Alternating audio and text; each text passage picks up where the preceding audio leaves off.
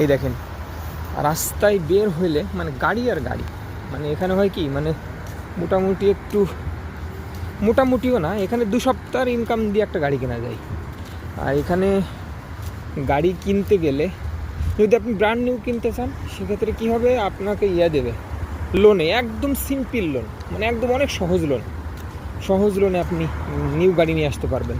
হয়তো বা মাসে 100 পাউন্ড, 200 পাউন্ড, 500 পাউন্ড, BMW, তারপরে যেগুলো বেশি দামি গাড়ি আছে ওইগুলা একটু বেশি মান্থলি আপনার দিতে হবে, লোন দিতে হবে।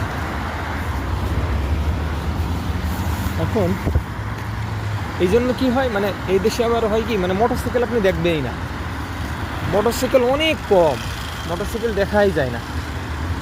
ওই যে এই যে মাত্র একটা দেখলাম মোটরসাইকেল, অনেক শখ, মানে ধরেন যে এক্সট্রিম লেভেলের শখ যদি থাকে কারোর মনে ভিতর, সেই আসলে মোটরসাইকেলটা কেনে। তাই ছাড়া সবাই আসলে এই প্রাইভেট কার কেনে।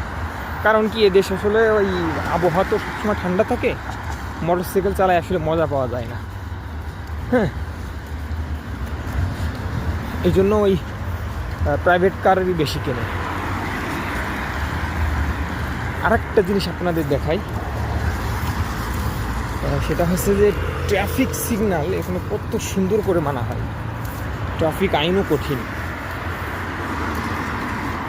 এখানে ফার্স্টে আমাদের কী করতে হবে, আমরা ধরেন ওই পারে যাব, হ্যাঁ, ওই পারে যাইতে হলে এই যে এখন সব গাড়ি যাচ্ছে, আমরা এখানে ওই পারে যাওয়ার জন্য এখানে ক্লিক দিতে হবে, এখানে ক্লিক দিতে হবে।